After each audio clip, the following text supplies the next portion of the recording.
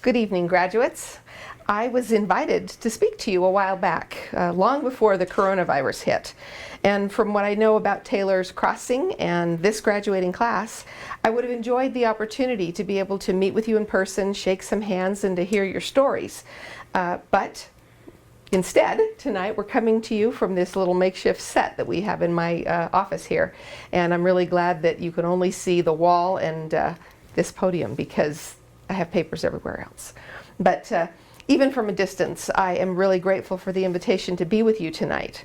Thank you, Mr. Wendt, and members of the faculty, the parents and friends and family, for this honor of addressing you graduates this evening. I have been told that this graduating class of 21 seniors is a diverse and a hardworking group. None of you had the opportunity to attend this and graduate from this charter school handed to you on a silver platter. Many of you had to work pretty darn hard to graduate against some significant odds. I love hearing that because it means that you're not taking anything for granted. It means that you earned it and that tonight is probably pretty special. Ms. Webb told my office that every single senior was on time when it comes to submitting your senior papers. That alone is a pretty significant achievement, but she also said that the papers were well written and of high quality. Now, I know that the odds of every single one of you, even with a small group of 21, the odds of every single one of you being an excellent writer are fairly unlikely. But the fact that a teacher felt the papers were good means that they were, and that tells me something else. It indicates that all of you are resourceful. You figured out a way to make your papers good. You told compelling stories, you found proofreaders, you did research, you worked to revise and rewrite over and over again until the paper was right. And that's exactly how writing becomes great. That's a neat thing to know about you. But that's all I'm going to say about writing, because I'm not really qualified to talk about writing. I wasn't an English major. I'm not an English teacher. By training, I'm officially a graduate level American government nerd. And so I was even more interested when Ms. Webb, as your social studies teacher, said that you have had discussions in her senior government class about rights and liberties and about the responsibilities and the privileges of citizenship. That's one of my favorite topics. From that study that you've had, you've learned that cultures, institutions, demographics, and all the other things and factors that go into political socialization mean that change doesn't happen quickly. Some change we do not measure in years. We measure it in decades or even generations. It's really good to know this, and that's because many people don't know it, and you do know it. And just take a moment and look at what we're experiencing right now. The social and civil unrest all across the country in the wake of George Floyd's death are a perfect moment for us to stop and reflect just on what you've learned this year. In this past week, our country has more fully awakened to the realization that the ugly specter of discrimination is not a limited isolation phenomenon to be found only in a few big urbanized cities or just somewhere in the deep south. No, it's right here in our midst, and we're all having to accept that reality. Oh, okay. And then, at the same time, we're having to say, it's not okay. And these waves of protest that we're seeing, I believe, are the result of intense dissatisfaction with that status quo. Yet, we just said that we know from studying American government processes that cultural change can't be accomplished overnight. So how do we deal with this going forward? It's a tough problem, but I think you have the tools to solve it, and I want to point that out because it's great. First, it's really interesting to note that the trauma associated with the untimely deaths that we're seeing across the country, combined with the drama of the protests, will likely accelerate that rate of change. This is because widespread protest elevates awareness, while, interestingly enough, violence, rioting, and other illegal behaviors retard progress or the rate of change. And so if you want to elevate change, you have to elevate awareness, and protest is a good tool for that. It's just that there are those other factors, right? The illegal things that retard the progress or slow the rate of change. Second, we have to realize that creating that awareness is only part of the step. It doesn't accomplish the change all by itself. We have to take that awareness that we create and turn it into law and policy and institutionalize it, right? And that's the trickier question. How do we do that? Again, it's a simple answer. We put our civic skills into action. We need to identify and run people for office who will enact meaningful policy. We need to support their campaigns. We need to vote for them. We need to get others to vote. We need to participate in those electoral processes. That includes registering to vote. All these steps that you've probably discussed in class or had to think about, or as maybe 18-year-olds who maybe voted in this election that just had results announced last night. Maybe you've participated in those processes already and have a sense for what that's all about.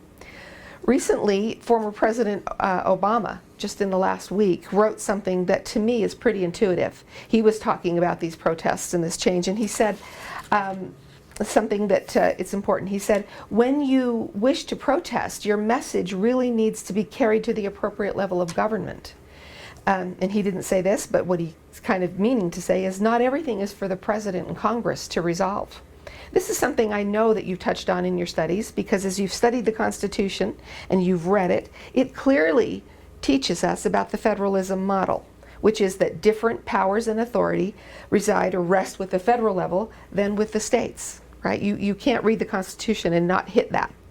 And I know that Ms. Webb said you read the Constitution, right? So you've hit that, federalism.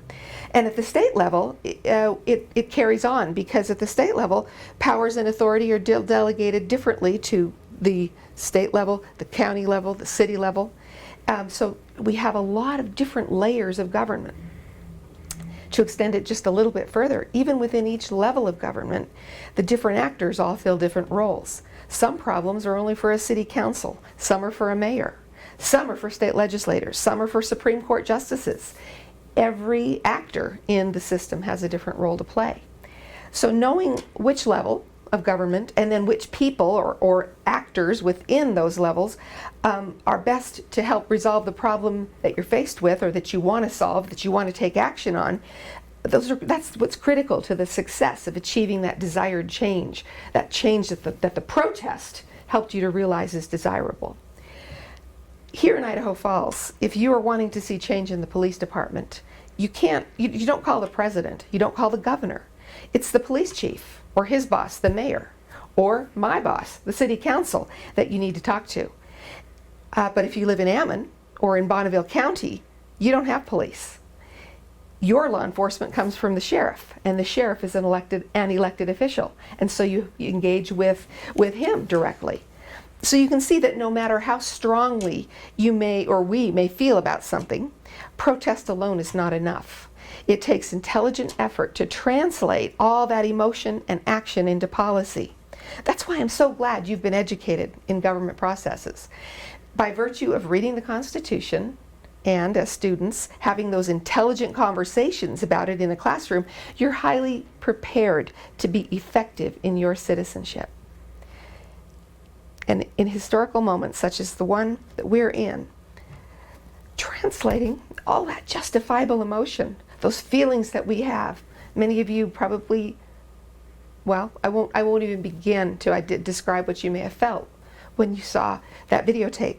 To be able to translate that emotion into meaningful and enduring action like a law or a policy change, that's the very definition of success. And as someone, a grown-up speaking to you, young graduates, I wish for you much success. I want to say congratulations to all of you for the 4 years of effort that is culminating in tonight's accomplishment. As you Taylor's Crossing graduates, sorry, I got all emotional on you. I need to take a deep breath. As you Taylor Crossing graduates graduate, that's what I mean to say, as you graduate from Taylor's Crossing Charter School, you become part of a small group in our country, and that is that you are graduates not just of high school, but of a charter school. As you may know, charter schools are rare. Good ones are even more rare. Board members, the board members of Taylor's Crossing can attest, it's not an easy thing to launch and to sustain a qualified and accredited school. It takes work and money and time and lots of careful thinking, but it's worth doing because charters are in some ways the cutting edge of education. This is where the experimenting happens. This is where education theories are put to test, or to the test. The research question that they're always effectively or testing is, how can we educate this child, this young person, more effectively?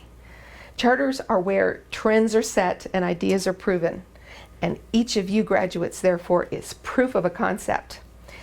Now, from what I understand, the Taylor's Crossing concept or signature culture is about courtesy, discipline, respect, confidence, and challenging yourselves in the education setting. That, putting all that together, it creates that unique mix that makes Taylor's Crossing Charter School what it is. When you combine that with a curious mind and excellent teachers, you can have no finer set of principles or experiences, or I should say principles and experiences, to carry you into the next phase of your life. You have doubtless developed other very important principles and discovered them, I should say, as you've attended Taylor Crossing. So I say go home and write down all of these principles that you have incorporated into your lives. And I say write them down so you can have them and remember them later when you need them. And you will need them. You will need core principles in your life. From here on out, it's just you and your core principles. You're going to face fewer teachers holding you to accountability. Instead, you're going to say hello to professors who, while they care, they don't care about you in the same way high school teachers do. You're going to say hello to mentors who will only give to you what you ask for. Right? You will say goodbye to all kinds of parental control and say hello to that voice in your head that knows what the best thing to be doing in any given moment might be. You're going to encounter financial challenges. You're probably going to have some failed relationships. You may not get every job you apply for. You may deal with new pandemics. You might have other kinds of conflicts and problems, protests, whatever. Maybe you'll have aliens from space. I don't know. But there will be challenges in the future, right?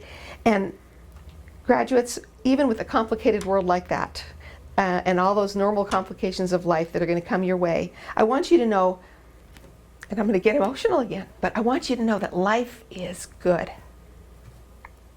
And it holds for you, I promise, many, many happiness moments. Going into the future armed with knowledge, curiosity, core values, and some enthusiasm, and the wonderful support that you get from friends and family and mentors, you will absolutely be more than equipped to deal. You've got this. Congratulations. And I'm shedding tears of joy. I'm happy for you. Good luck to the class of 2020 from Taylor's Crossing Charter School.